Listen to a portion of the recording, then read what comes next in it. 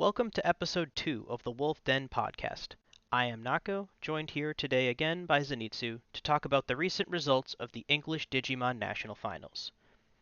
Now, since the last episode, we've actually seen the results of these finals and seen that the decks we didn't necessarily think would do well have done well, and decks that um, we thought were going to do well kind of didn't really even show up at all. Um, the Just for those of you that aren't aware, the English Digimon finals, uh, the ones going to Worlds at least competing in the singular tournament, will include the EU region, the Oceania region, the Latin American region, and the US region, North American region. Um, so I guess before we really break it down, what do you think about the recent results, Zenitsu? I was actually a little bit surprised at some of the results. There were a couple of rogue decks here and there, but that just tends to happen. But for the most part, a lot of the results were, for the most part, similar, which is shocking, but not shocking once we look at some of the data behind, like, why some of these decks were performing as well as they were. Yeah, I know a big talk has been the restriction announcement and the cards that are involved and such. And something that I took the time to look at and figure out was that out of the top 8 deck lists from each region, um, I could only use the top 8 as available because the US top cut was only 8, so I had to shorten the rest of the regions to comply with the equivalent data. But um, seeing that decks that used cards hit by the BT7 restriction represented 71% of the top 8 in these respective tournaments. Which is kind of a lot, but it really just goes to show like, hey, these cards were problematic, so yeah, they did kind of deserve to be banned, and this kind of like coincides with that reasoning where it's just like, okay, maybe these cards were a little bit too strong. Yes, and not to say that these decks are going to disappear once these restriction hits, probably not even remotely close to that, but it just shows the, small gap that these decks have over the other decks that over these long tournaments piloted by the best players in the English Digimon language, like um, they will result in higher placings at the end of these tournaments. Yeah. So I guess we should just try to look at some of the data and see what we can make from it. So, um, in the EU, there were um, only 3 decks that weren't hit by the BT7 restriction. Um, that being Jesmon, Diaboromon, and Three Musketeers. Um, Granted, Gismon is getting hit later, just not for BT7. yeah, the savior restriction doesn't apply until later. So we're not including Jesmon decks as of right now, but Gabubond running Ice Wall and um, Security Control running Reinforced Memory Boost count towards And this then data, and with Lilith and Loop then running Lilith Loop with Mega Mega Digimon Digimon Fusion. Fusion. So that's like where this data is coming from and where these numbers are represented. But with most of the toppings being representative of either Gabu Bond, Security Control, or Lilith Loop, um, it really just shows that those decks kind of needed the extra knock that they're getting.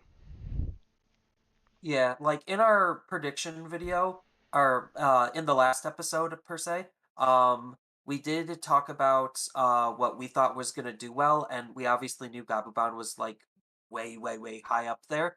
If not like the best deck that we thought was poised to be in the best position to win. Um, I did kind of predict that a control deck was gonna make it in. I thought it was gonna be more of Three Musketeers, but I guess the deciding factor probably was just the recovery and the other versatile tech cards that you could run inside of Security Control that Three Musketeers can't necessarily run. Plus, Three Musketeers is a little bit more proactive, whereas Security Control is a little bit more reactive. So, just a little bit of a difference in playstyle probably led that to push itself forward. And then obviously Lilith Loop, new Lilith Loop was good. I thought that would be Jessmon's spot, but I guess Jessmon in long events has a bit of a tendency to be a little bit bricky, making it not super consistent. So that probably hurt it in the long run. Yeah. Um, I'm definitely surprised that Lilith Loop did as well as it did.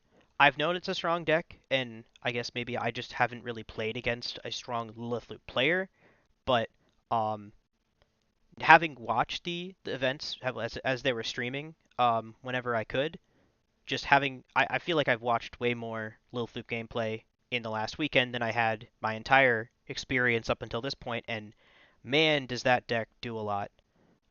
It really just once it gets going, there are a lot of decisions to be made in a short time frame, and a player that can navigate those decisions accurately and skillfully while still being cognizant of the time, like Yeah, and fast enough was what I was gonna say. yeah, because you like in these long events, a tie is a death sentence essentially. Um, you get stuck in security control prison, but um, Well, a tie is almost like a loss. Depending on where you are and what your record is, a tie is either better than a loss or as bad, if not worse than a loss. yeah, for those players aiming to go like mostly undefeated, a tie almost kind of knocks them out of top 16, top 32, depending on the large tournament.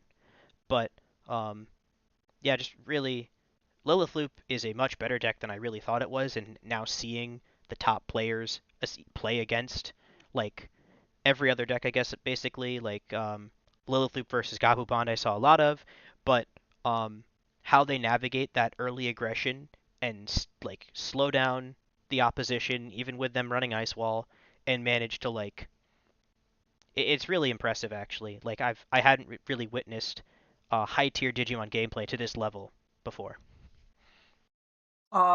I've dabbled in it myself. I haven't many tops to my name. I do have a few. Nothing like super like noteworthy outside of a GP. But Lilith Loop is definitely a very, very powerful deck, and it has a lot of potential to just ignore basically everything the opponent is doing as long as they could like slow down the opponent long enough. So like that's the magic of the deck where it's just like if you cannot kill them fast enough and consistently enough, it won't matter because they can set up faster and easier now in the Classic Collection than ever before in the other formats. So the deck actually did just get a lot better thanks to Analog Boy or Analog Youth and like just some of the various other tech cards that they could be running just really help that deck flow. And just again, going back to consistency, the deck is designed to try to get into this loop and then just use the value that you get off of it to just do whatever you want. The only problem with the deck, in my perspective, is your turns take forever. Even experienced players, your turns take forever. And then it doesn't have the outright kill factor. It's just like, look, my board state is good enough to probably kill you next turn. So are you going to concede or try? Yeah. Um, that at least that was my interpretation of the deck before having seen it in this tournament was that a lot of their cards were meant for this, theoretical loop turn that outside of that combo wasn't as good of a card as potentially some other options you could be running, and that if you couldn't either establish this loop to get your just overwhelming board state, um, and then during the loop itself, you had to make all these decisions. Make sure you have enough cards in trash. How much memory are you gaining? Is there a memory blocker on board? Um, what cards can you actually access to pull back with Zwart? Um, and now, like having seen it, it's. I guess I'd also like to note here that I don't believe, it's at least of my opinion, that MDF is not getting banned for the Lilith Loop deck. The Lilith Loop isn't the reason it's getting banned. It's just a kind of over problematic card in general for the foreseeable future. Right. It's getting banned according to them because of Susanomon, just because Susanomon can digivolve literally off of any tamer. So, like, that's the reason why it got banned. But, like, the fact that Lilith Loop uses it for essentially free value and free level sevens is like adding insult to injury. Where it's just like, yeah, Lilith Loop's getting affected by it because of a different card, but like it doesn't stop the card from being like absolutely busted.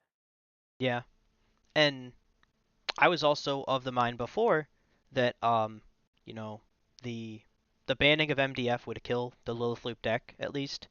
Um, but the the highest pl- the so the third place player from North America actually ran two copies of MDF and two copies of win rate 60%. The alternative that Lilith Loop players will be able to run um, after the restriction.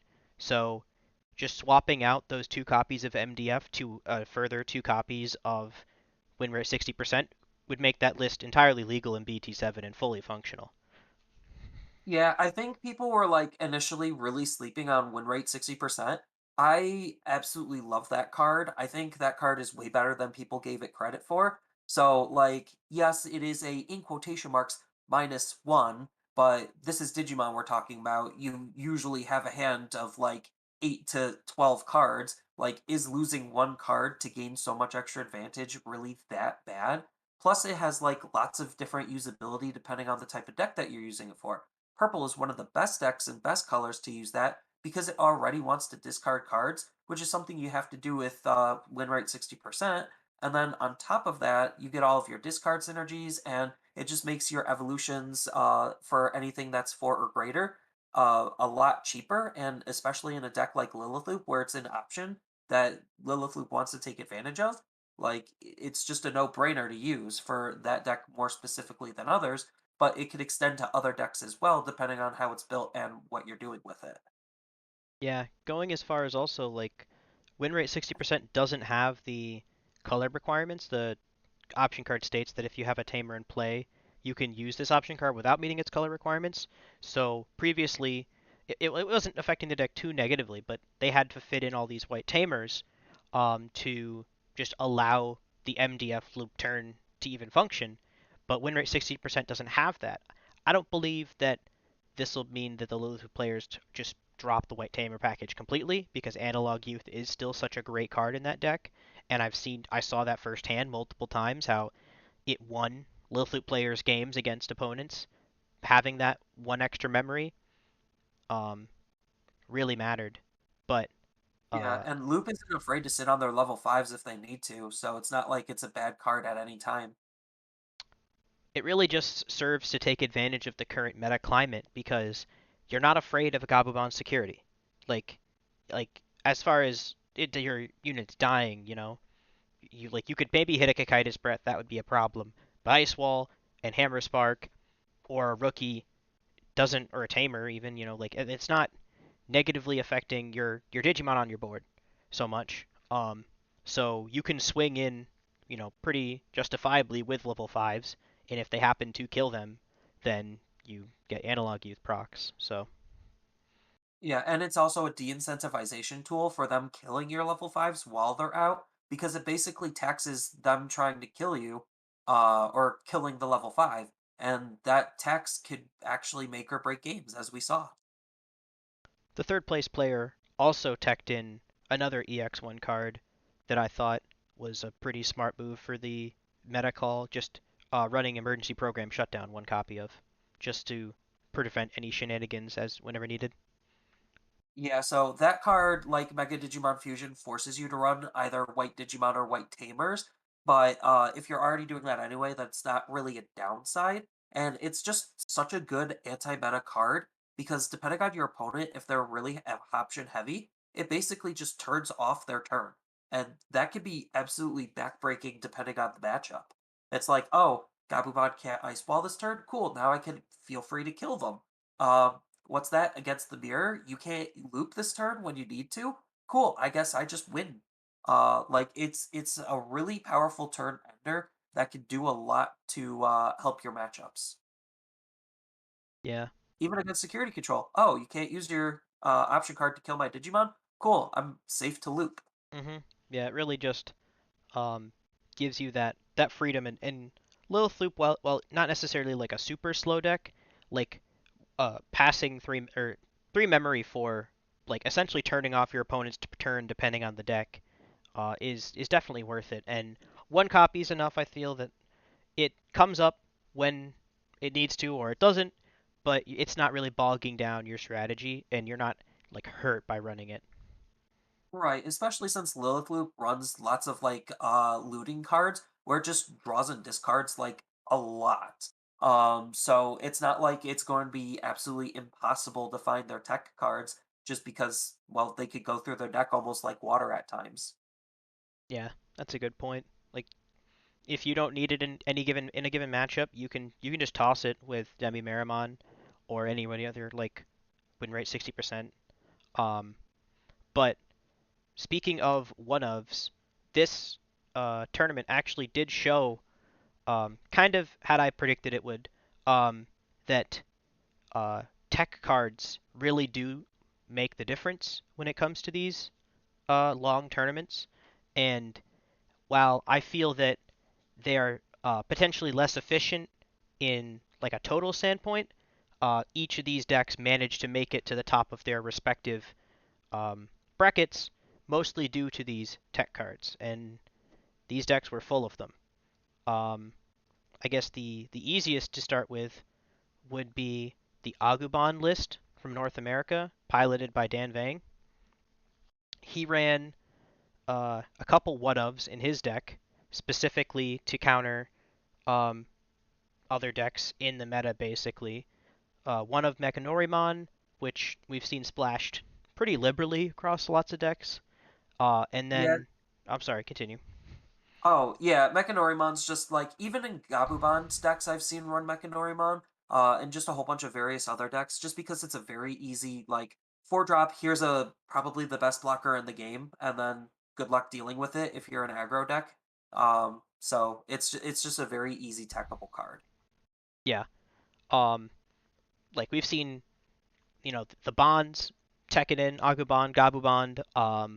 We've seen security control run them. We've seen Diaboromon. I mean, that's kind of on color, but like any deck can really just throw in Diaboromon or uh, Mechanori. Mechanorimon because it it doesn't need to digivolve, 4 cost on play, and doesn't really cost you that much, and you can just set it and forget it, and it does a lot.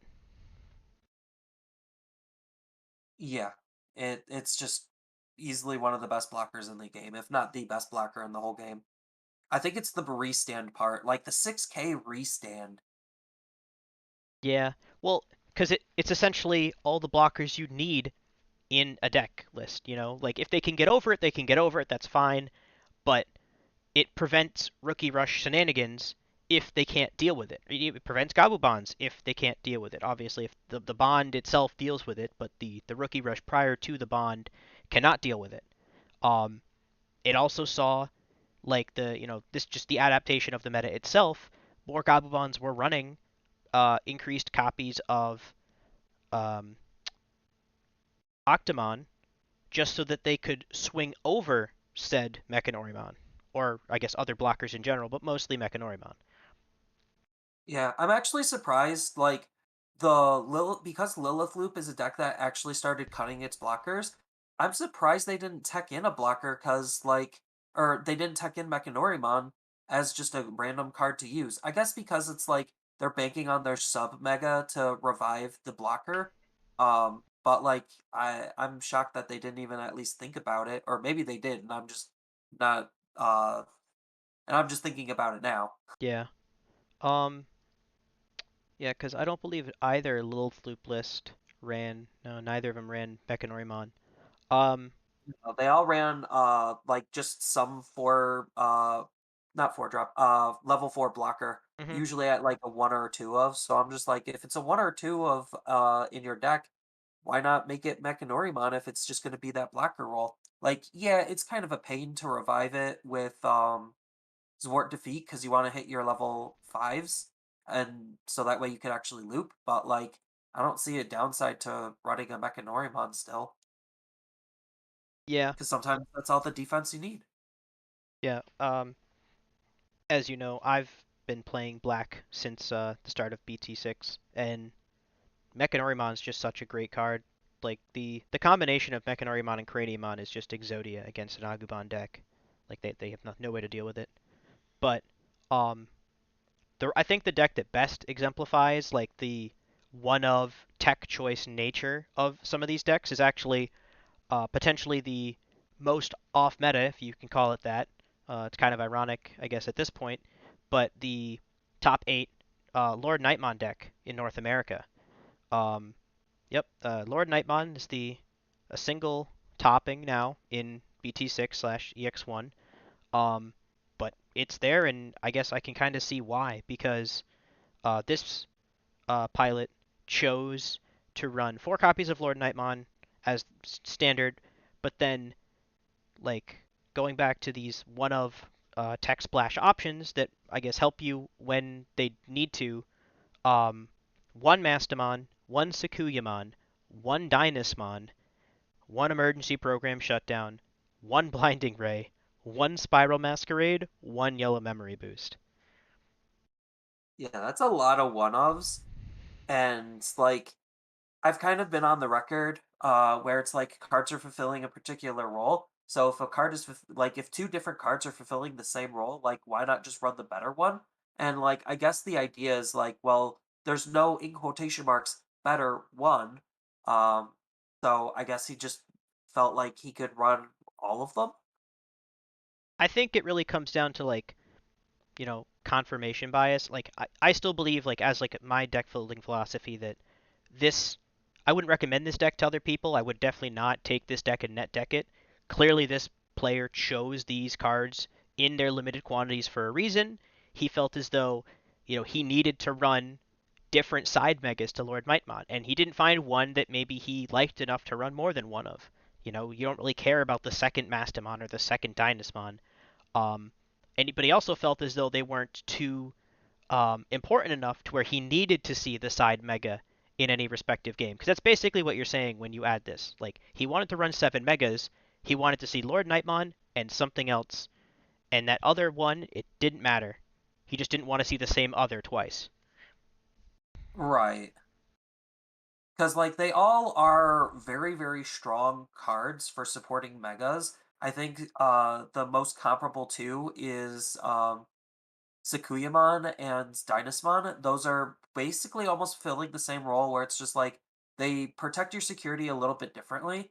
And they both have their own pros and cons. So like I totally get why you would want to run them. And like yeah, I guess it just didn't matter which one he saw as long as he saw one of them because they both are doing some various other things that could benefit the deck. And with his options suite, like, clearly he felt as though that he didn't need second Blinding Ray or second Spiral, and he just wanted the ability to, if he had a healthy hand, if he was deeper into a game, he had the choice. Instead of having two Blinding Ray sitting in his hand doing nothing, he had the choice of either Blinding Ray or Emergency Program Shutdown or Yellow Memory Boost. Um, but I guess my disclaimer here would be that, like, while obviously this player is very skilled and a lot of thought went into these deck choices, again, I wouldn't necessarily net deck this kind of deck because um, it may be like a It's small. that's for the meta. Yeah, Well, it's a it's just confirmation bias. Like, if you ran this tournament 100 times, this deck doesn't necessarily top 8 every time because my counterpoint to one ofs in decks are usually that, like, while it's great that you see Sakuyamon when it's good, my problem has always been with playing is that if Sakuyamon is your defensive supporting mega, I would always see Mastamon in that situation. Oh man, if only this Mastamon was the Sakuyamon, I'd be fine. And it's something I found actually quite frequently running the triple megad Black Royal Knights deck. Oh boy, I have a Craniumon, I wish it was a Gankumon, or I have a Gankumon, I wish it were an Alphamon. And you don't have that problem if you just run more consistent, safer ratios. But clearly, if you got this far in a tournament, like, either you saw them only when you needed to see the right one, or you just worked around it because you're that, skilled of a player.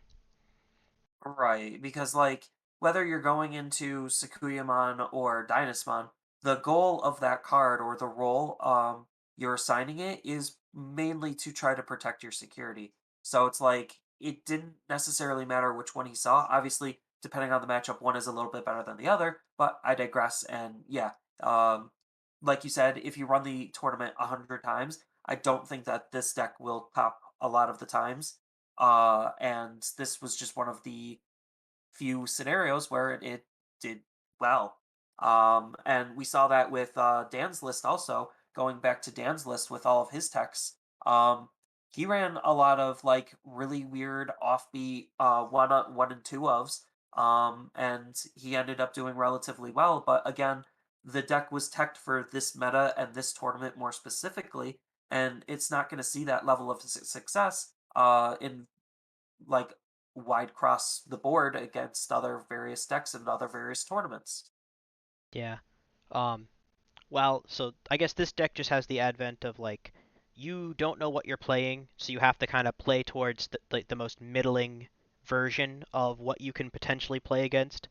Um, a lot of decks were very much designed just to beat Gabubond and Security Control, I imagine. You don't necessarily need to tech against Lilith Loop specifically, just the memory blockers, I guess.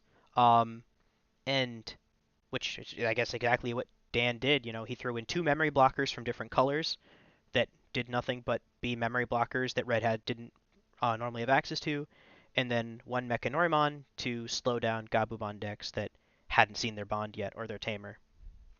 Yeah, I'm really curious why he like. Don't get me wrong, the memory blocker is good, but like, why run two completely different memory blockers? Like, it's literally Terriermon and Madoki Betamon. It's like, couldn't you have just cut them to be one? Like, what is that one Terriermon doing that another Madoki Betamon wouldn't? I guess he did it like more for flavor, or like to trip the opponent up. Maybe there's like some psychology in it, but like I don't know. It could have at least allowed him to maybe thought about teching in a secondary color in terms of options. Just because, well, now you have two Madoki Betamons. Now you could play blue cards if you wanted to. That I can see why that would make sense, but I don't necessarily agree with like obviously you're not going to tech in anything off of only two playable cards, and especially if those cards are they already are meant to fill their own unique niche, they might as well just be three cost static option cards in their own right. Um, I like the only reason I see it is A, flavor, B, you know, the technical small edge case scenario of I believe it's what the BT1 Omnimon that kills cards of the same name, so they are technically different names. Um, besides that, yeah, it's probably just flavor. You know, Terrimon's cool, Madoki Banamon's cool. Might as well run both of them when you instead of just running one of them. Right. And then like he was also only running for a bonds deck, only two bonds. While like I Three. actually understand why he was only running two Agu bonds in his deck. After playing a lot of Gabubond myself, like Gabubond is a card that has multiple attacks, so you could basically backload all of the damage. Where the red bond, all of the damage is basically front loaded. So like you can't necessarily win the game off of an Agu bond unless they literally have exactly one card in their security left. Then you just basically auto win with Aguban. But in every other situation, you can't. And then he also has potential to deal less damage depending on how your stack goes, where Gabuband is a little bit more consistent in terms of its damage output and how you could actually use the card. It doesn't really matter specifically, but he's running three copies of Agumon, not two. Oh, I thought he was running two. I had heard two too, but the list submitted by the tournament organizers shows three. Um, Oh, okay. I mean, that's still not yeah, your it's not usual four. four. Yeah, it's not four, but And especially since he wasn't running cards to like really help dig it out like Agumon Expert. Um and he was only running a couple or was he running the EX Agumon? no, but he was running Agumon Expert. Oh, he was? Yeah, two What? copies. What list did I see then? Obviously not Not Dan's. not Dan's. I can link it to you right now. Ah, it's Yeah, fine. the the basically like so I have it in front of me, and I'll go ahead and like um I think so. I actually I heard this from stream. Dan answered the question I believe after one of his matches, but he just run a one of Burning Greymon for hybrid, the three cost red hybrid that just gains 3,000 DP, so it's a 9K level 4. Um, and he said that he ran that over a third copy of Agunimon because it swings over the Octomons that are 7K. So, um, very, niche. He runs one Gravity Crush as the only access to like option-based memory gaining Red has. For the turn, obviously, not including delay. He doesn't run any memory boosts, so to speak, either. He doesn't. He felt as though the barrel was probably too slow in this type of deck. And then the one of Trident Revolver. Um, he only runs six tamers, which is, I guess, a little low for a bond deck. Gabu bonds typically run seven or more. Again, Yeah, seven being the that is. standard kind of, but Yeah, because it's four memory fixers and then four of your bond tamers. Six for red isn't necessarily like super low. Most people run 7 to 8 just because they can splash in analog youth, and then they could use analog youth aggressively with Skull Greymon to just have another really decent card to think about attacking with. yeah. Um, But it seems like he opted to not go that direction. yeah, he really just leaned into the rookie rush aggression that Agubond has access to, and really doubled down on that. Like, because as we mentioned previously, you're not exactly super afraid of a Gabubon security, whereas Dan opted to run three copies of Gaia Force, three copies of Atomic Blaster, and one copy of Trident Revolver. So yeah, that's quite a few kill cards as in security. As well as four copies of Geo Greymon, which I guess has the double effect in the Gabumon matchup specifically, come out, kill a rookie, and then potentially exist for a swing on the following turn. Right. I think the biggest tech card to talk about, I mean, I guess like we've already talked about the obvious ones, is that Dan also runs four copies of the promo Greymon and three copies of Lightning Joust, and boy, did he get value out of those cards from what I saw. Like, Oh yeah. So like the bond decks, if you play the bonds aggressively, you just deal damage to yourself, and that easily sets up lightning joust for you to potentially deal more damage. And then the promo Greymon is just that card's actually really insane, especially with a good stack to help boost its DP, because it just naturally will get security attack +1 for a level 4, and you could boost him up to like 7 or 8K. So it's like, wow, that's actually pretty strong. yeah, it was really, I think, like the specific stack he had was like so what 5, 6, 7, yeah 8, 9. So yeah, the promo promo Agu underneath a promo Greymon with a Lightning Joust is 9K, three checks. Yeah, that's insane because that's gonna break through almost every level 5 that people would play. And then the only thing you're really afraid of in security is basically their level 6, which most decks are running 7 or less. So the chances of you actually hitting a mega um with a limited number of checks in security is actually going to be very low. Granted, it's just statistics and there's still that possibility, but like it is a very easy way to just deal lots of damage very quickly. Yeah, I really feel that like um even if like the stats don't show like a huge um support for Aguban, that it a little slept on for this tournament definitely because Dan really kind of put on a workshop about like how much this deck really keeps up with Gabu Bond, how much it can pump out damage against the slower decks of Sekcon and Lilithloop, and it really like you kind of have to go with just your gut a little bit and like make those kinds of like either I win or I lose plays like in the form of Lightning Joust on the promo Greymon, Right. not being afraid to bond, you know, bond when needed, trash a Yeah. security.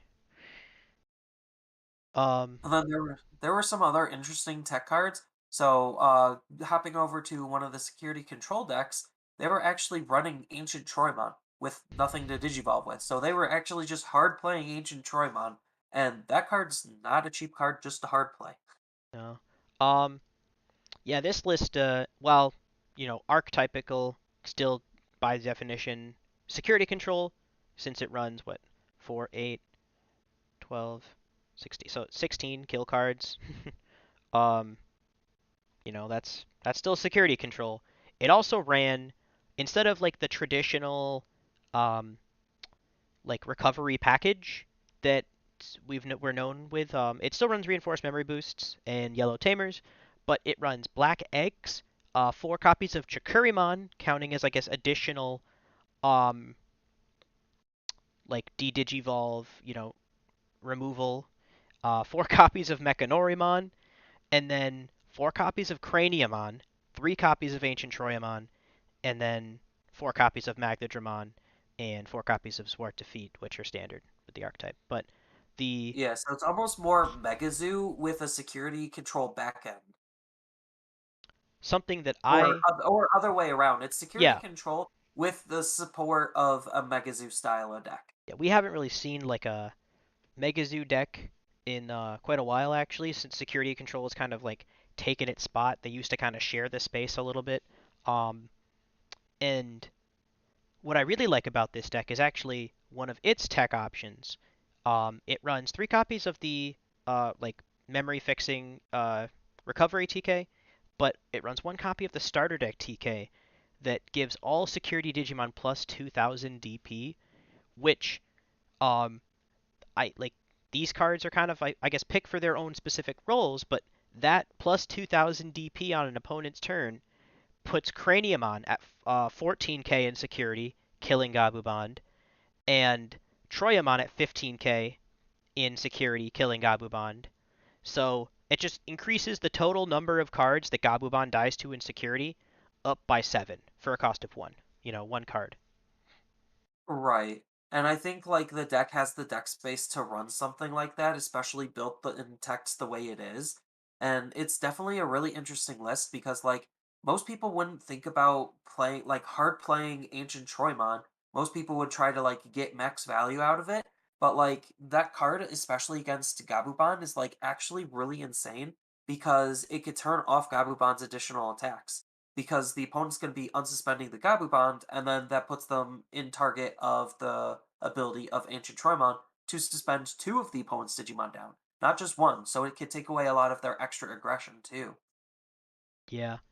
Um like traditionally we haven't seen like the Megazoo package been played as recently because it wasn't as like technically efficient as just like recovery or other kill cards or supporting things. But like if you don't need to run any Digivolutions, which this deck only technically runs Jakurimon over the egg, um, like nothing else Digivolves in this deck at all. I guess technically Zwart Defeat can Digivolve over Craniumon, but like nothing is And meant to that can only Digivolve in run this deck. Digivolve on top of Chikurimon, but yeah, I get Yeah, it. nothing's meant to digivolve in this deck. You don't really like you're not running that like Magnamon Seraphimon package or even like Magna Seraphi like Valderarm that some they were potentially running before. Like this is very much I hard play things.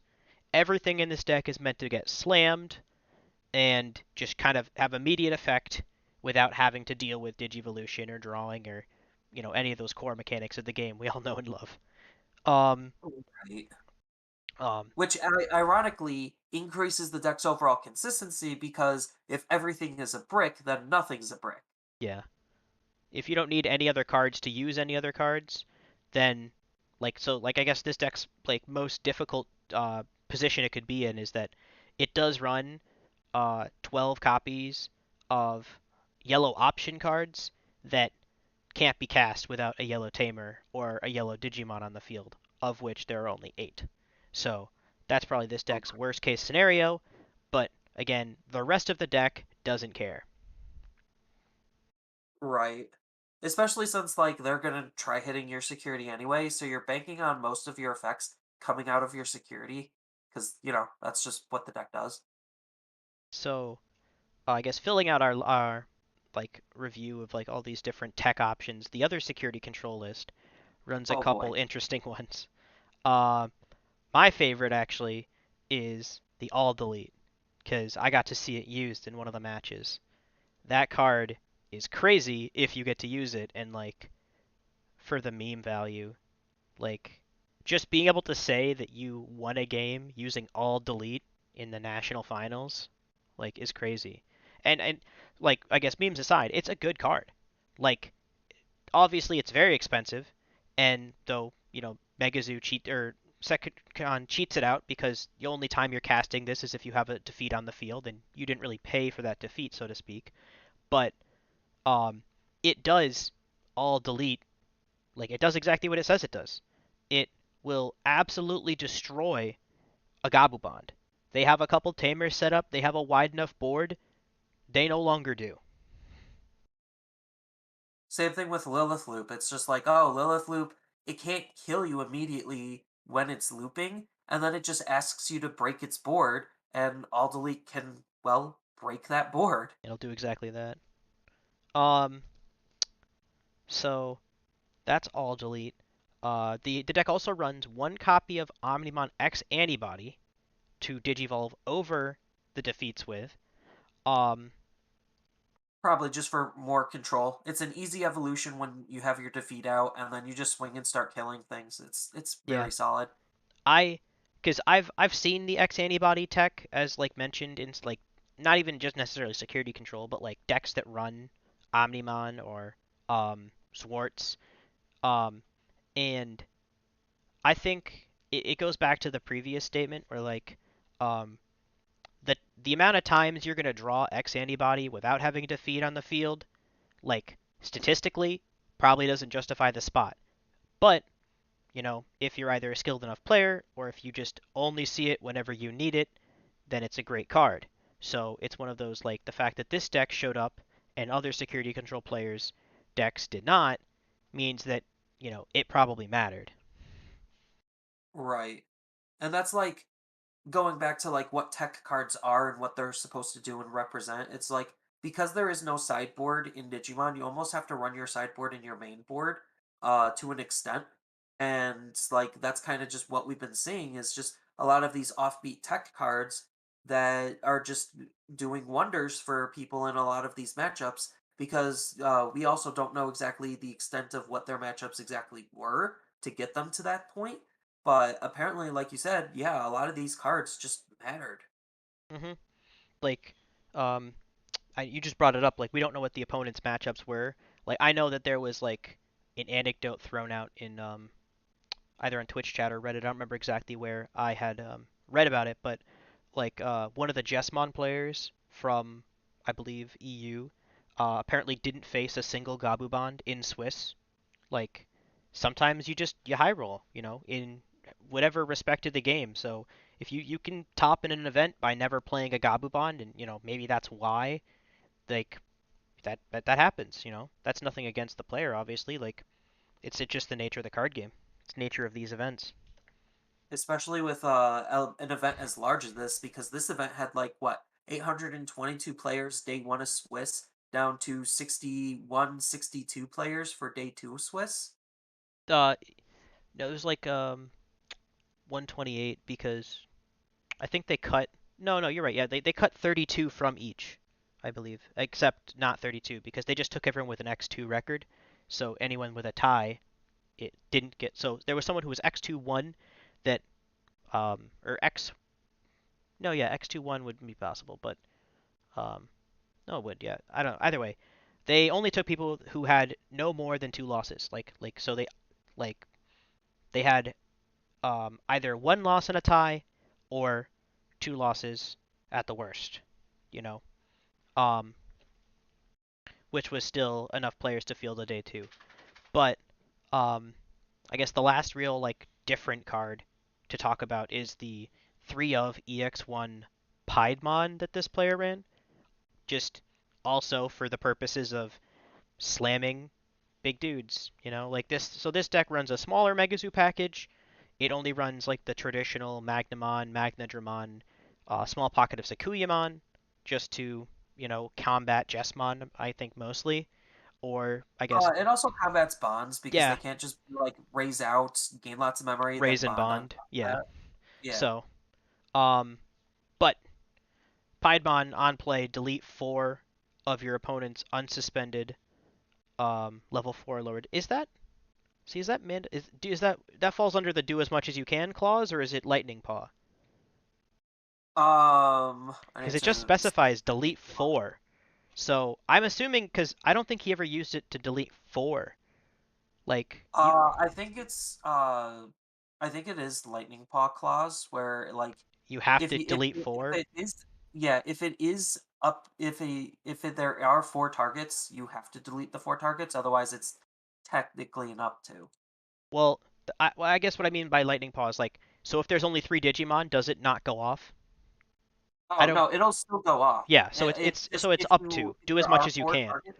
Yeah. Yeah, it's just if there are four legal targets, then you have to pick those four legal targets. Yeah, I wasn't so much thinking about an opportunity where he wouldn't want to delete a target, though I could see where that would be the case, but more so that, like, if your opponent only has 2 Digimon and I play this, does the effect go off at all? Because Lightning Pod doesn't activate unless they have at least 3 targets, which is why it got No, like lightning pod does. it got It's errated. just yeah, but it still can go off even if there's not enough targets. Um, It's just you have to delete the three targets.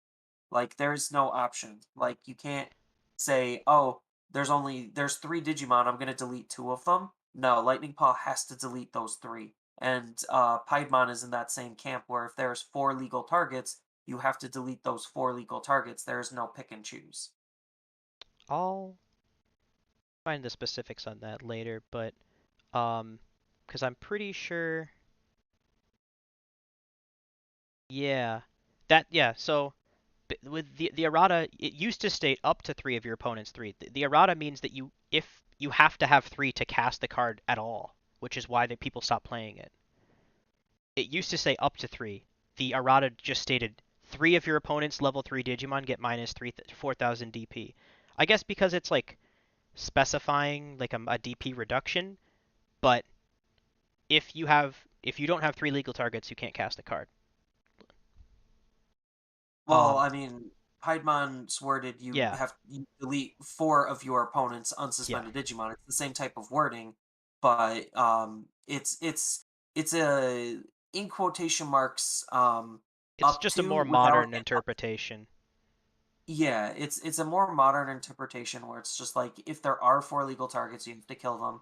Otherwise, it's just do as much as you can, Yeah. which is the golden rule. Yep. So, um, Piedmon being a great tech option for this format.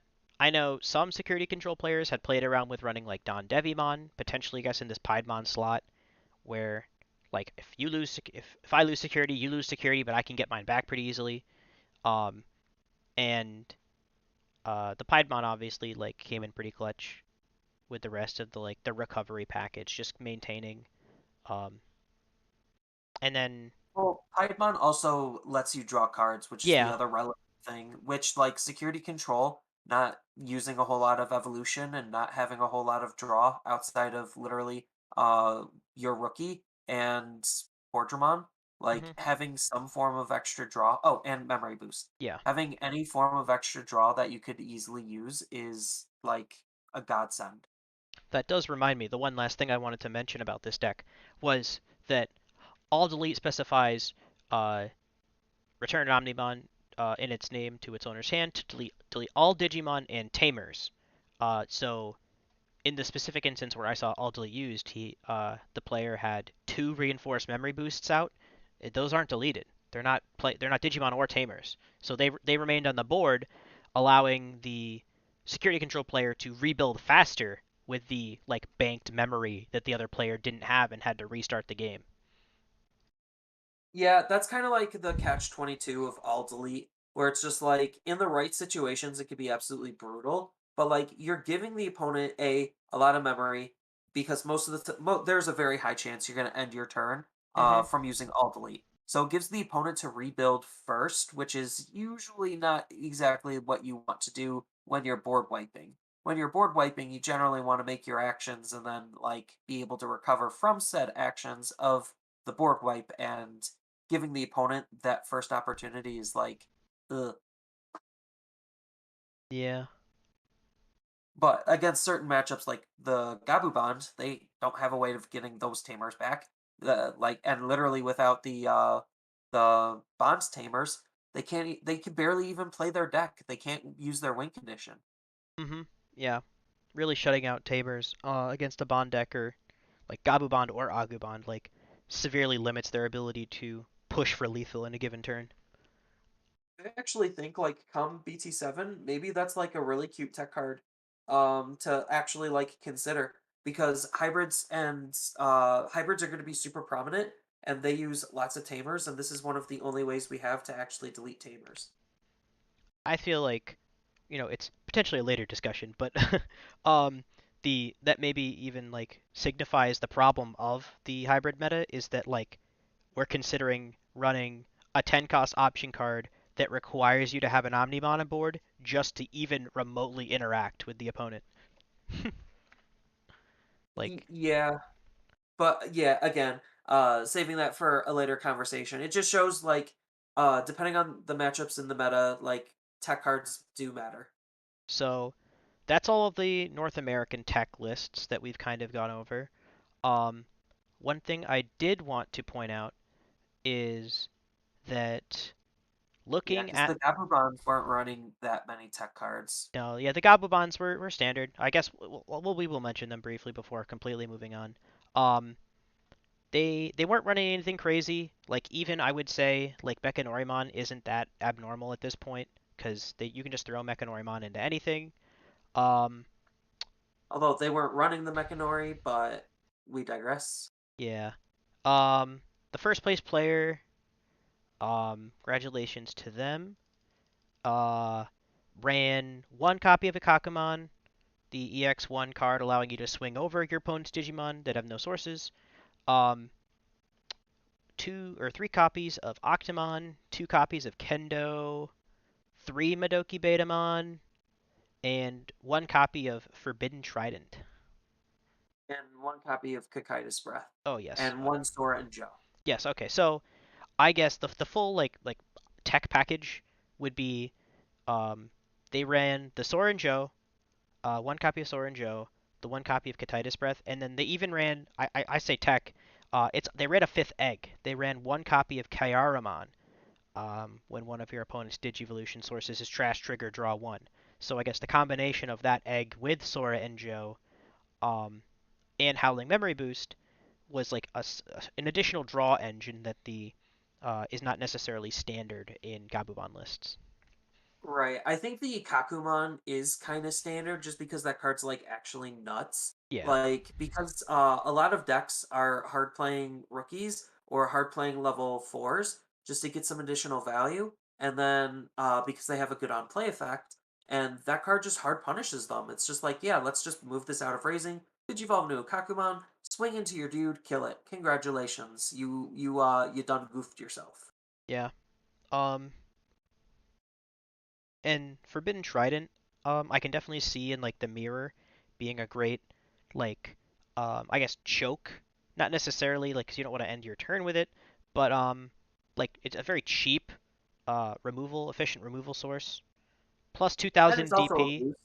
Yeah, Yeah, it's you also a boost, so you could use it with like your Octomon or to you're a swing, remove a Kakumon. rookie, and then kill their Octomon. hmm So I can see in the mirror that card coming in clutch. Again, when needed. Obviously, if you drew that and it wasn't, because this deck actually just run a slightly lower count of rookies, 15, slightly lower, 15 rookies. But um, so if they were ever in a position where they needed another rookie, and instead they had a Forbidden Trident, um, but they won the tournament, so clearly they knew what they were doing. Right. I mean, the second place was also a Bonds deck, so hmm like it was very similar. A couple of other cards. I'd say this was a little bit more standardized of a Bonds deck, where it's like he's running the one Ikakumon. That just seems to be the thing. 1 to 2 Ikakumon. He was running less Octomon in favor of more Kendo, just because again the hybrid Digivolves on top of a Tamer is just good, and the fact that he just has a built-in uh Trident is really really good. hmm So that way you could bounce the opponent's level threes when he just swings as a 6K body. Then the other big difference was the second place was using the promo Gabu to dig out the tamers, so he Mm. just had a little bit more tamer digger. Yeah. or Tamer Digging. And then he was running one less Madoki, just because like you're not really attacking with Madoki. It's just sitting there to try to turn the opponent's effects off. Um, I guess the big thing to kind of point out with these two decks is that they are both Gabuban decks built to beat Gabuban decks as much as you can. They're both Yeah. basically like no like when you're playing, the dark horse of the I think dark horse not exactly the correct terminology, but like the deck to beat, then you kind of have to have the mirror in mind. Previously it was Lord Nightmon, now it's Gabubond, and you just have to expect potentially, I guess, worst case scenario is a day full of mirror matches. So winning those Right. And consistently is hard. And because of the way Gabuban works, where it is a more aggressive deck, you don't really feel like you need to hard tech it against certain other matchups, just because it should naturally and efficiently do well against those. So it's like you can't really tech against something like a Lilith Loop. You just got to play to your game plan and then just hope you see your cards.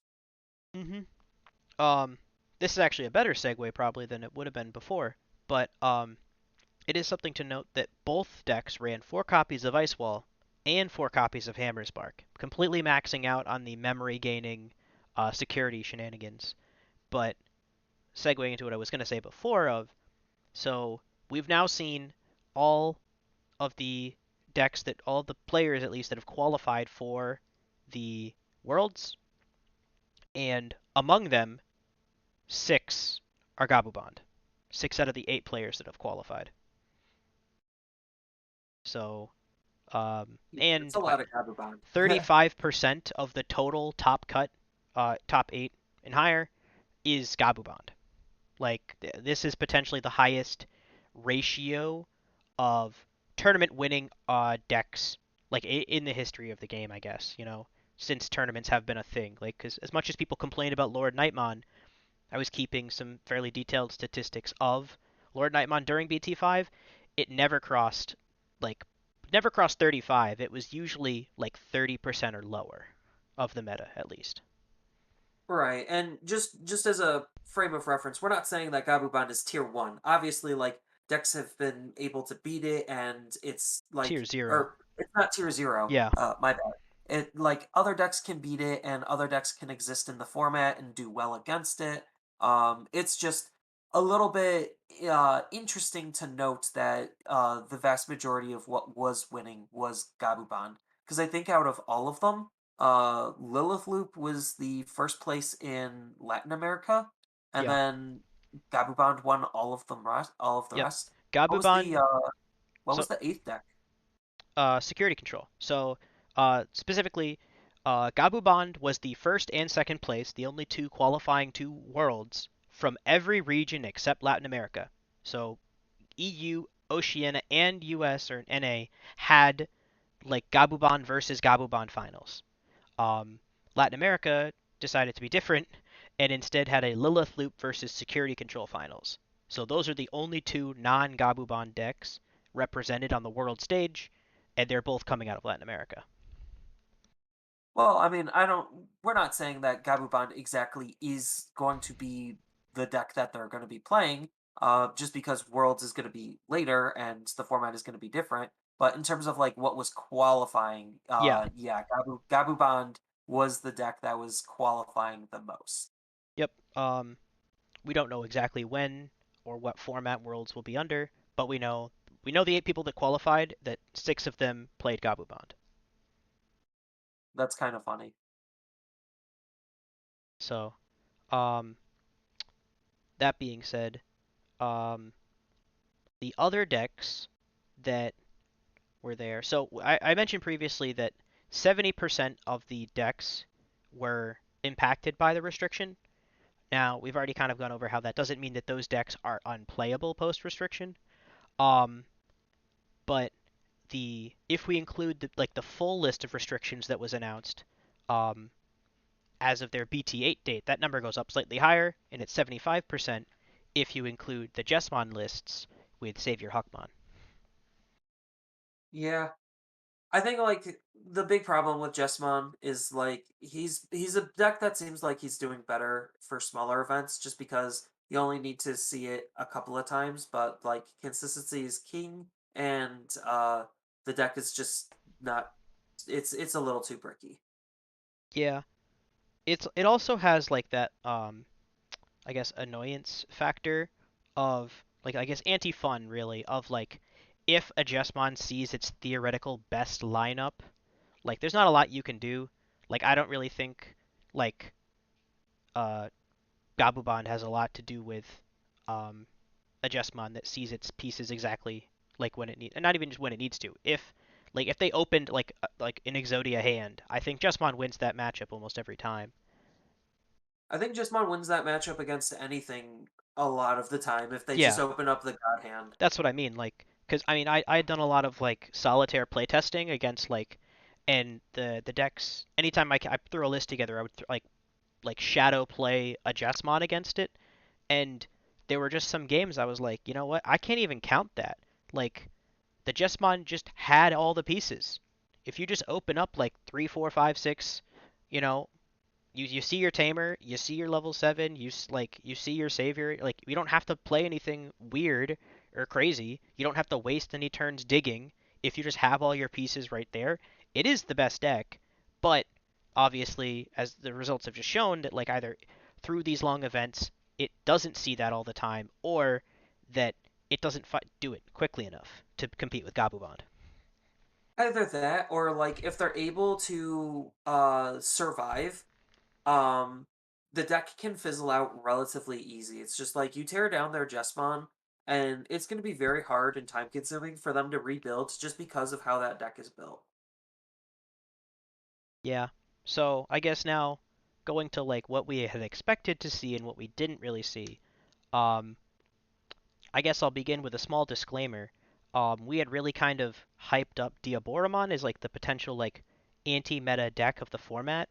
Um, I don't have any like confirmed 100% sources on it, but I've like been told that the Diaboromon lists represented in the EU toppings were by players who potentially have either been disqualified or have their like titles revoked. So um, that may be misrepresentative of the data there. Yeah, which is a little bit unfortunate, but it's not the first time a Diaboromon player's tried to cheat in a large event. That means a lot. Which is not anything to discredit Diaboromon players or like the players who were piloting. We don't know the full story, but it is just a little bit unfortunate because I did kind of want to see Diaboromon do a little bit have some personal wins because I do think that deck is a very fun deck. Yeah. Um. So it wasn't exactly, I guess, the anti-meta tech choice that we had thought it was, because it was misrepresented somewhat in its placings. But the deck that did come out, we had obviously talked about the Lord Nightmon, is the Three Musketeers list from EU.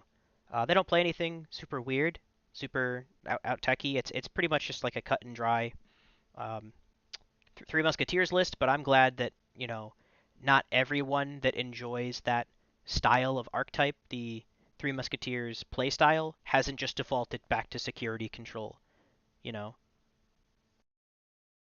Yeah, I mean, I definitely have been playing around with Three Musketeers, and it's just a solid deck. Like you don't really need a whole lot of tech in it, and I think like the only real tech that you would even think about putting in is like Millenniumon in case you see black blockers. But like if you don't see black blockers, then Millenniumon is a little bit less worth it of a card to run. It's still a good card, don't get me wrong. It's just not as good because, it's not doing as much versus some of the other matchups. Yeah.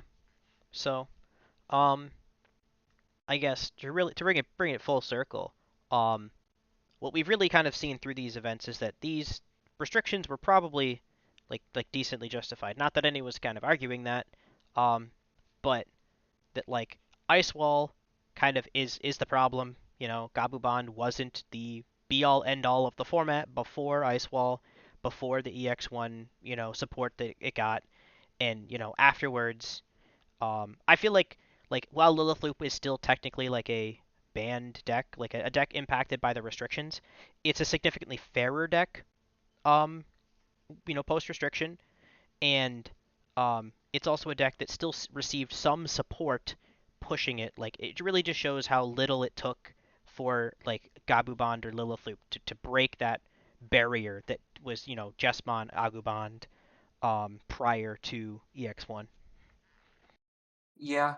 Uh it like even though EX1, I'm not super high on it as a set as a whole, just because it is a smaller set and there's not that many meta relevant cards. Like you said, it didn't take that much to push those decks over the edge. It just needed a little bit of help and well, it got it. Yeah, just analog youth, just adding that small amount of like increased consistency and the extra memory gain and the egg hatch resetting and like just it's just a great card, honestly. Emergency program shutdown's a great tech card. Against Lilithloop, for Lilithloop. You are the sword by which you die on. But Ice Wall just needs to go, and I'm really looking forward to it. Yeah, people were talking about like if they were to rebalance it, just have it cost 3. I still think even at 3, it still would be just a very powerful card still, just because that effect is what you're gaining. Like, yeah, it lets you do less with your turn, but like, come on. You could gain a lot of memory in Gabu Bond where it might not even have mattered, even if it did cost 3. Yeah. Um. I know a lot of people have like speculated ways to make Ice Wall a fair card. I think like the biggest problem with it isn't even necessarily like it's a combination of factors. Obviously, it's the cheap cost, the like static ability, the fact that it affects cards that technically don't exist yet, all of those. But um, it's really I think the repeatability, and it's something that we've seen with like problems with red before. How like um, so now it gives blue now the ability to run 8 as all of the Gabubons did 8 copies of Hammer Spark in security. That's Yeah, just a lot of memory cheating. yeah, and if you're definitely not teched against it, like especially if you're in a choke position, it can be actually brutal and backbreaking because it is going to take your turn away, and that's like what the card is supposed to do. Yeah. Like it takes your turn away whether you know it or not. Cause like I mean I would even say that like I guess a fairer version of like I still think hitting the cost would make sense, but like making it affect like replacing the security effect with like the same as the main effect, but only one Digimon. So like, you know, okay, you flip a ice wall in security. Now I get to target one of your Digimon. If it attacks, I gain 2 memory. For the till the end of the turn. Something like that is significantly fairer than just a blanket 2 memory, because I think something that even influenced these toppings and these pairings were that cards that didn't have access to memory blockers. I mean, Dan just threw 2 other random ones in there off color just so that he could play them. Yeah, I think that definitely is a very astute point because if we take a look back at like the toppings, it's like well, a lot of the Lilithloop players they have Gazimon. Security control just doesn't care because they're not really going to attack you because they don't have a lot of Digimon to attack with. So it's like it doesn't really matter there, and they give you so much memory. Again, the if it does trigger insecurity to take away 2 memory, it's not like it's a huge backbreaking deal. You're going to give the opponent a lot of memory anyway, so it's like whatever. Yeah, I guess I think it definitely influenced these matchups quite a bit because you basically now have the 2 lines or the 2 camps of like the people who gain a bunch of memory and the people who prevent you from gaining a bunch of memory. And I guess Lilith Loop double dips in that category, but like that's probably why it's seen that like last little push to push it to like decidedly tier 1 dominance, you know? Yeah, because I definitely didn't expect as many Lilith Loops to do as well as they did, and then like I just kept hearing, "Oh, Lilith Loop was in top 8. Oh, Lilith Loop was in top 8." And I was just like, "Is the deck really that good, or is it just like the events and the matchups, and it could be a combination of both?" Yeah. I think it's a combination of both. The deck is just that good, and it has really good matchups right now for this format. And I know I mentioned in the last episode a little bit, but like I feel like there's somewhat of almost like that inverse reaction to the restriction announcement. Like, oh, if you're someone who was interested in playing Lilith Loop and you're preparing for a major event and you know it's a good deck when piloted by a good player, and you have enough time to practice it, and you know this deck technically won't even like exist in its current iteration post. Like this is the last hurrah for Lilithloop. Like that one Lilithloop player will not be playing his same list in um, I guess none of these players will be playing their lists in BT 7 or 8, but Lilithloop's just kind of like a decently different deck. Yeah.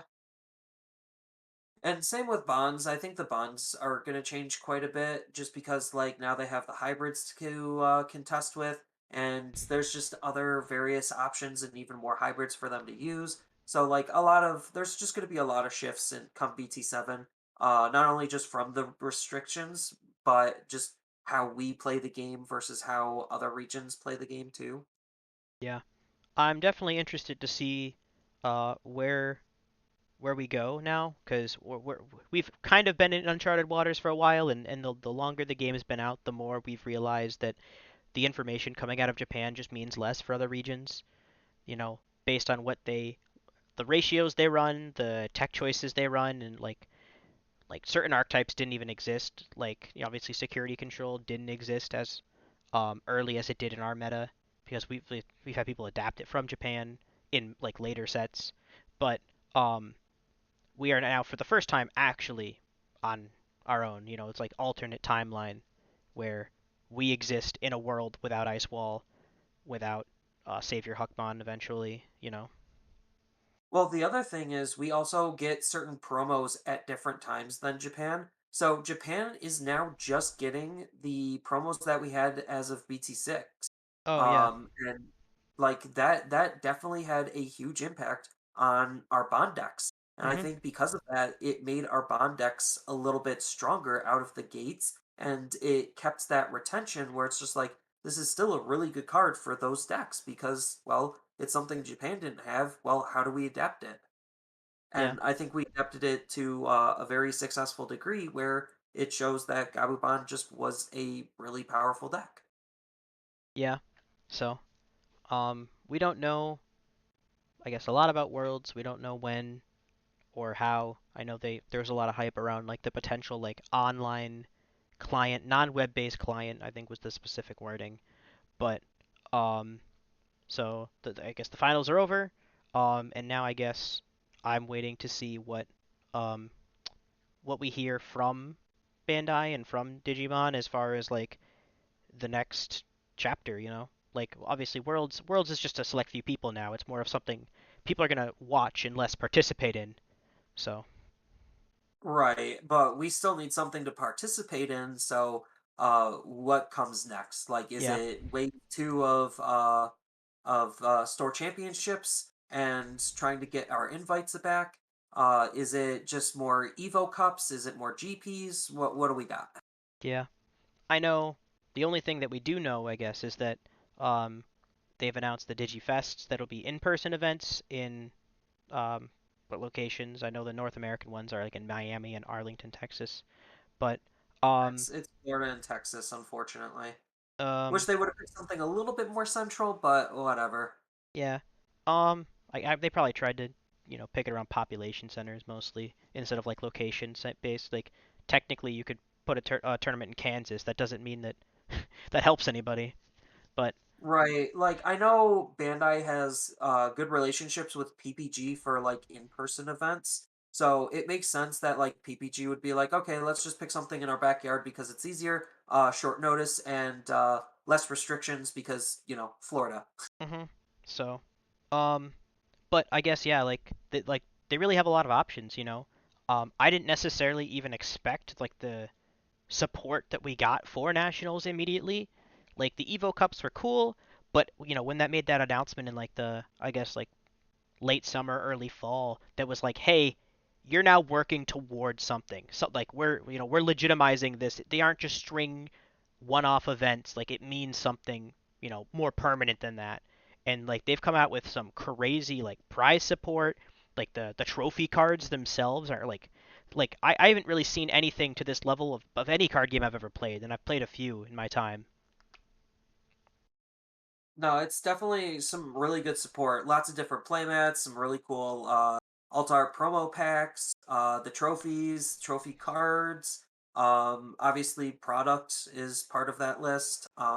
Like they could have copped out and just said, "Okay, here's a booster box or here's some packs." But no, they went all out, and that's definitely really good to see. And I'm excited to see better. Hopefully, this leads to better prize support for various other events.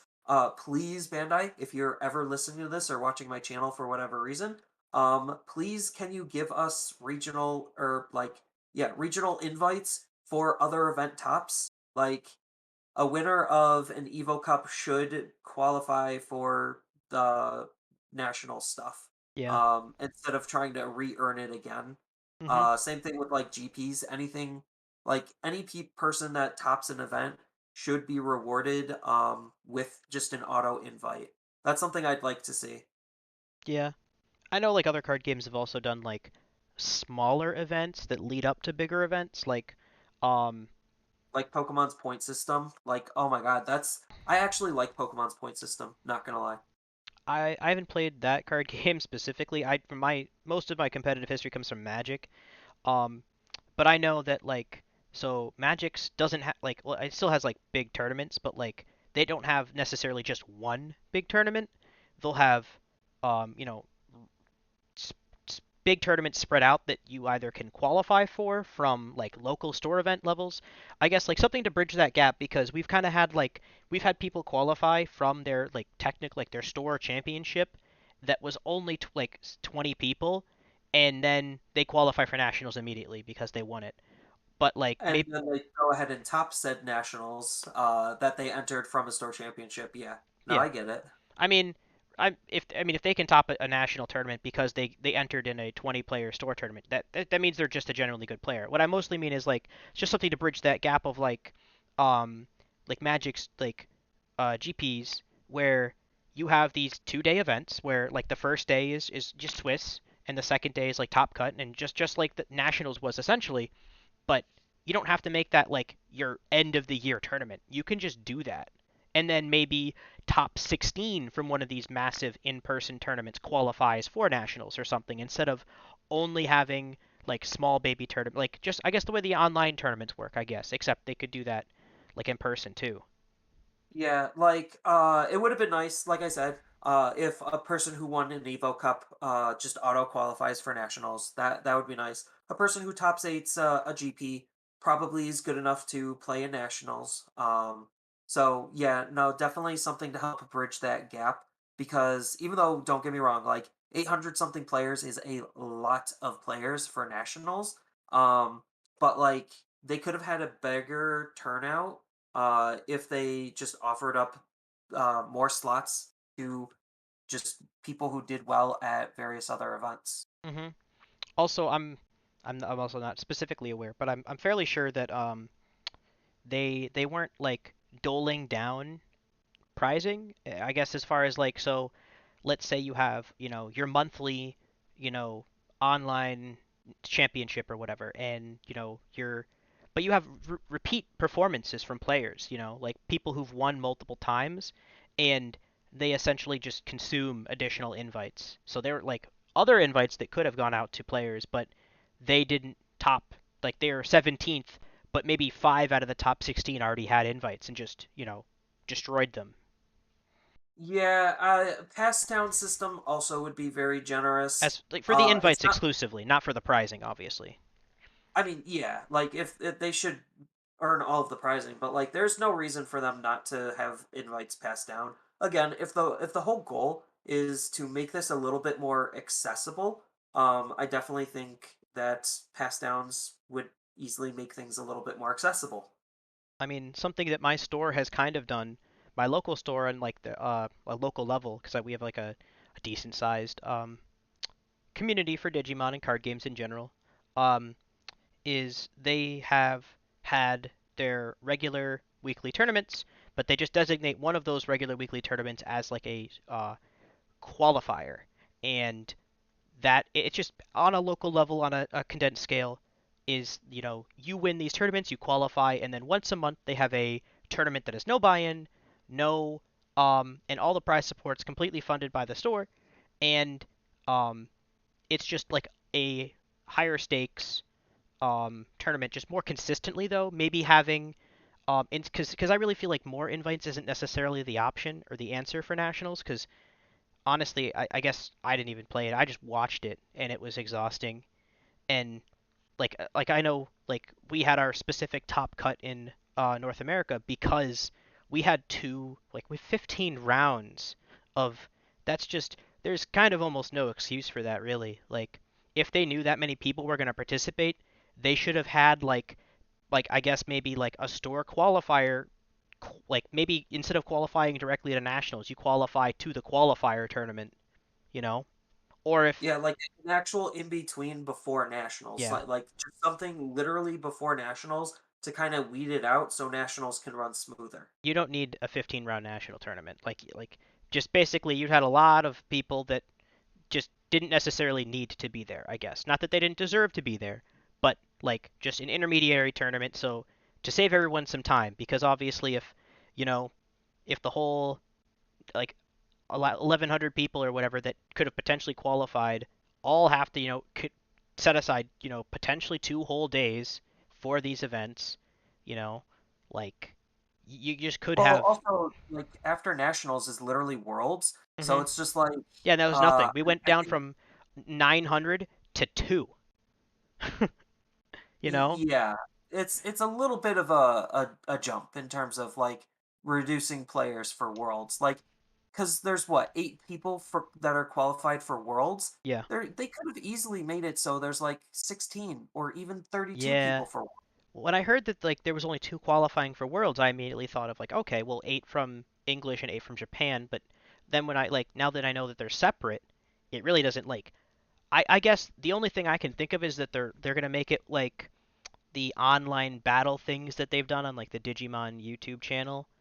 Like now they're gonna make these players like a personality. Like, they might get like a whole thing instead of just like I guess kind of like the way that like chess players get or like pro magic players where like these aren't unnamed players anymore. These are world stage players.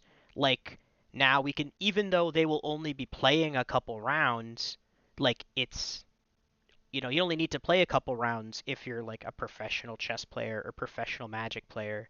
Like you're playing against other professional players. Right.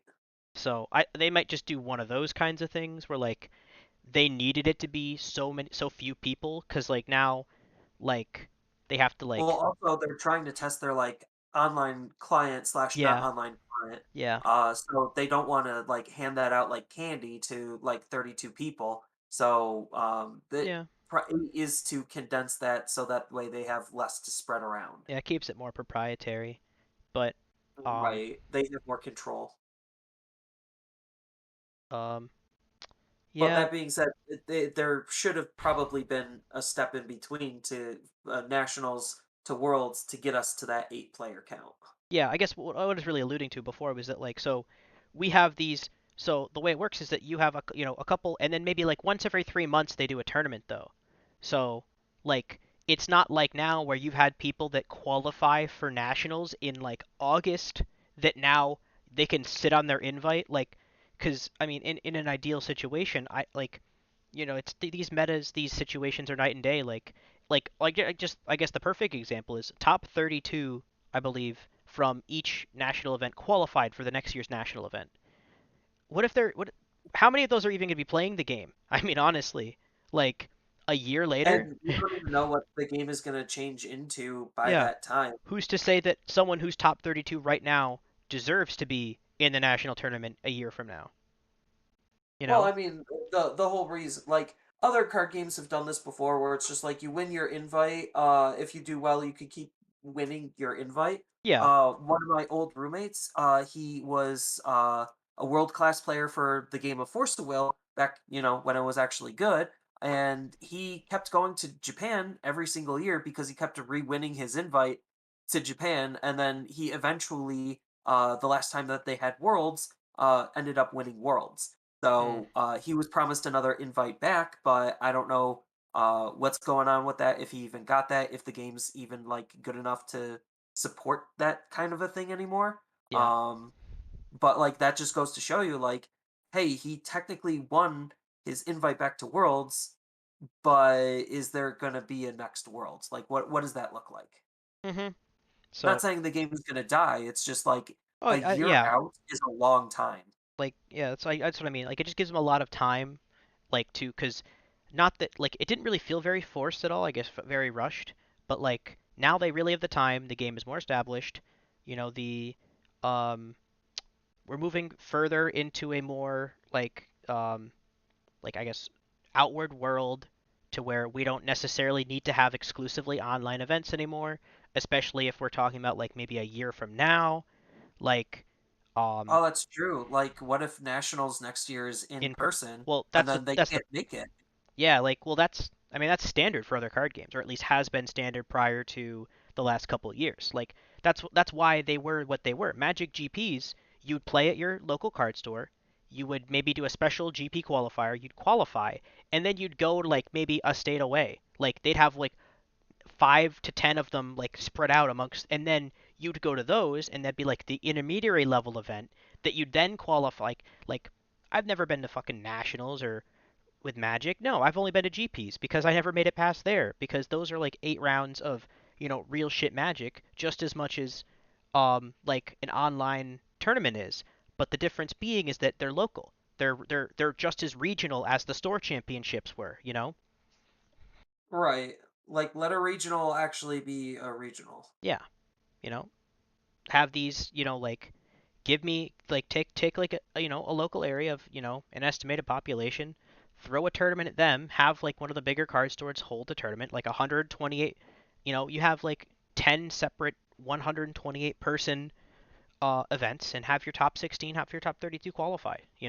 I guess top 16 in for 128, but like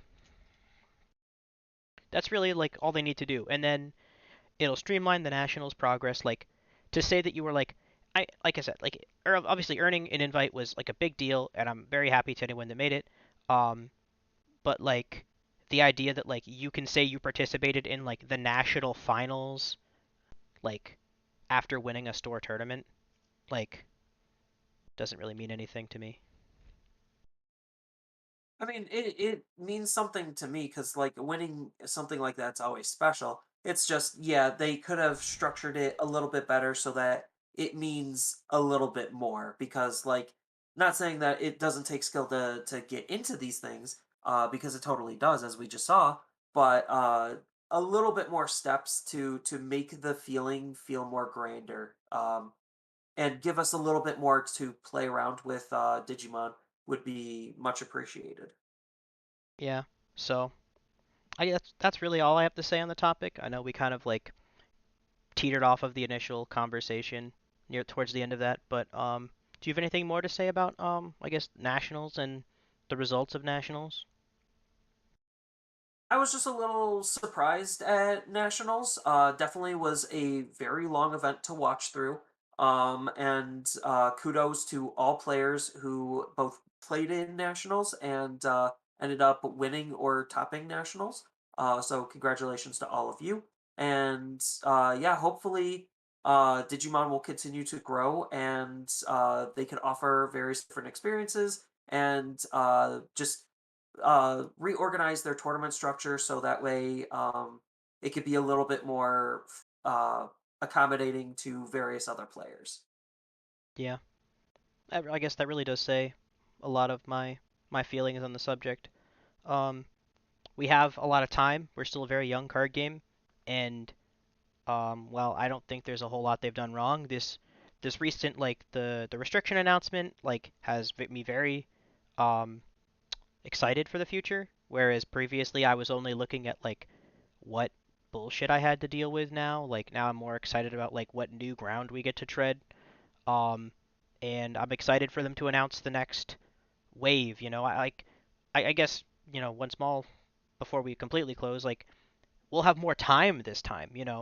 Like people didn't start qualifying for nationals until I think what August. I think maybe yeah, It's August I think was August. the first set. Like we could have people qualifying as early as potentially like May, June. I guess that's not too many more months, but like it's enough to where we could reasonably have that intermediary tournament like in September or something. Right, like plan out your year of events and then just keep rerunning that every year. Hmm. Like, well, I think we'll see more of it standardized. This like the first year I think is the different year, but Yeah, because was our first true year of Digimon, and I think for the most part it had a very successful year. so with that being said, this will close out episode 2. Thank you and goodbye.